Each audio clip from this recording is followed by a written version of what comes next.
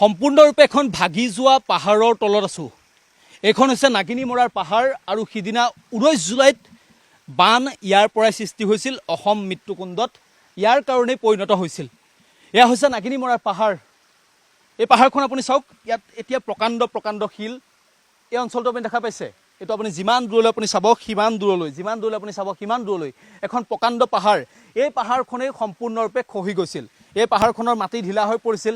ইয়াত যিসমূহ শিল আছিল সেই শিলসমূহ সম্পূৰ্ণৰূপে এনেদৰে খহি গুচি গৈছিল। প্ৰভাস অলপ আগলৈ আহিব পাৰিব, অলপ যদি আগলৈ আহে চেষ্টা কৰিব, আমি অলপ ওপৰলৈ যাম। ইয়াত প্ৰকাণ্ড প্ৰকাণ্ড শিল এতিয়া ইয়াত আছে। এইসমূহ হৈছে প্ৰকাণ্ড প্ৰকাণ্ড শিল আৰু এনেধৰণেই সিদিনা খহিছিল এই পাহাৰ। এই পাহাৰ যেতিয়া ধাহিমুহি লৈ গৈছিল, যেতিয়া এই পাহাৰ খহাই লৈ গুচি গৈছিল, তাৰ পাছতেই দিখৌ নদীত পৰিছিলগৈ। এইসমূহ দিখৌ আৰু দৰিকাত পৰিছিলগৈ আৰু তাৰ পাছত অসমত, সমগ্ৰ অসমখনত বান বিভীষিকাৰ সৃষ্টি হৈছিল। আমি অলপ ওপৰলৈ যাম। এয়া হৈছে বান বিভীষিকাৰ যিটো উৎস, যিটো কাৰণ, যিটো কাৰণে বান বিভীষিকা সিদিনা হৈছিল। এয়া হৈছে ভয়াৱহতা। আমি অলপ ওপৰলৈ আহিছোঁ। জীৱনৰ প্ৰতি ভাবুকি আছে, কিন্তু তাৰ পাছতো অলপ ওপৰলৈ আহিছোঁ, কাৰণ পৰিৱেশটো আমি দেখিব লাগিব, পৰিৱেশটো আমি জানিব লাগিব, পৰিৱেশটো আমি বুজিব লাগিব। সিদিনা আচলতে হৈছিল কি? সিদিনা এনেদৰেই পাহাৰ খহি আহিছিল। এই যিখন পাহাৰ, এইটোৱে আছিল পানী অহাৰ যিটো ৰুট, পানী অহাৰ যিটো ৰাস্তা, এইটোৱে আছিল ৰাস্তা।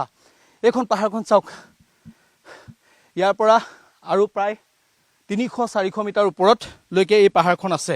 এখন প্ৰকাণ্ড পাহাৰ, এখন প্ৰকাণ্ড পাহাৰ।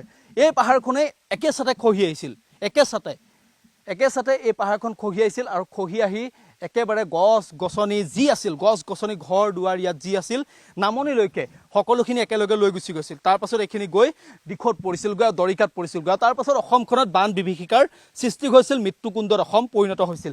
এতিয়াও পানী আছে। প্ৰভাসে দেখুৱাইছে প্ৰকাণ্ড প্ৰকাণ্ড শিল আছে, প্ৰকাণ্ড প্ৰকাণ্ড শিল এতিয়াও আছে। এইসমূহ গছ গছনি এতিয়াও আছে। এইসমূহ কলগছ, ডাঙৰ ডাঙৰ গছ, যিকোনো গছ, ইয়াত গছ গছনি এক প্ৰকাৰ এই যিটো ৰুট সৃষ্টি কৰি লৈছিল পাহাৰখনে, খহি আহিবৰ বাবে যিটো ৰুট হৈ গৈছিল পাহাৰখন খহি অহাৰ ফলত, ইয়াত এই ৰুটটোত একোৱে বাচি থকা নাছিল। সকলোখিনি মাত্ৰ মিনিটৰ ভিতৰতে খহি আহিছিল। এজোপা গছ আছে, প্ৰকাণ্ড গছ, দেখিছে এজোপা প্ৰকাণ্ড গছ। এই ধৰণৰ প্ৰকাণ্ড প্ৰকাণ্ড গছ এতিয়া ইয়াত প্ৰকাণ্ড প্ৰকাণ্ড গছ ইয়াত পৰি আছে। ইয়াত প্ৰকাণ্ড প্ৰকাণ্ড গছ।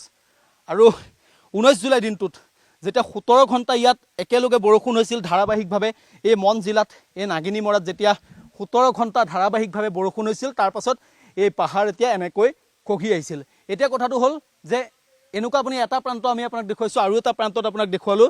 কেৱল এনেকুৱা এটা দুটা প্ৰান্ত নহয়, এই পাহাৰখন যিমান দূৰলৈকে আছে সিমান দূৰলৈকে এই পাহাৰখন খহিছে। পাহাৰখন ঠায়ে ঠায়ে খহিছে। পাহাৰখন 20 মিটাৰ 30 মিটাৰ এৰিয়াৰ ভিতৰত পাহাৰখন খহিছে। পাহাৰখন কিয় খহিছে? পাহাৰখন আৰু খহিব নেকি? সেয়া কিন্তু এই মুহূৰ্তত ডাঙৰ প্ৰশ্ন। যদিহে এই পাহাৰত পুনৰ সিদিনাৰ দৰে বৰষুণ দিবলৈ হয়, তাৰ পাছত পাহাৰখন আৰু অধিক দুৰ্বল হৈ যাব। কাৰণ যিমান দূৰ আমি গম পাইছোঁ ইয়াৰ স্থানীয় লোকৰ সৈতে কথা পাতি, যে এই পাহাৰখন এক প্ৰকাৰ দুৰ্বল হৈ পৰিছে, পাহাৰখনৰ বিভিন্ন প্ৰান্তত ফাট মেলিছে, আৰু ফাট মেলাৰ কাৰণে এই পাহাৰখন দুৰ্বল হৈ পৰিছে। গতিকে অসমৰ বাবে কিন্তু ই এটা ভয়াৱহ ইংগিত হ'ব পাৰে। অসমৰ কাৰণে ই এটা ভয়াৱহ ইংগিত হ'ব পাৰে। অসম চৰকাৰে, দুৰ্যোগ ব্যৱস্থাপনা বিভাগে এটা ব্যৱস্থা আগতীয়াকৈ কৰি থোৱাটো ভাল। কাৰণ এনেকুৱা বৰষুণ যদি পুনৰ ইয়াত হ'বলৈ হয়, তেনেহ'লে পুনৰ আকৌ পাহাৰ খহিব, আকৌ কিন্তু আন এটা দুৰ্যোগৰ অসমখন সন্মুখীন হ'ব লগা হ'ব পাৰে। আমি কিমান ওপৰত আছোঁ আপুনি চিন্তা কৰক। আমাতকৈ ওপৰত, ইয়াৰ পৰা আৰু 400 মিটাৰ ওপৰত, মই তলৰ পৰা প্ৰায় 100 মিটাৰমান ওপৰলৈ আহিছোঁ, আৰু ইয়াৰ পৰা 400 মিটাৰমান ওপৰত আছে। আপুনি ভাবি লওক যে কিমান ভয়ংকৰ আছিল এই পৰিৱেশ। এয়াই আছিল সিদিনাৰ বান বিভীষিকাৰ প্ৰধান অন্যতম এটা উৎস। পাহাৰত বৰষুণ, ভূমিস্খলন, আৰু তাৰ পাছত এই ধৰণৰ এটা পৰিৱেশৰ জৰিয়তে আমাৰ অসমখন মৃত্যুকুণ্ডত পৰিণত হ'ব লগা হৈছিল।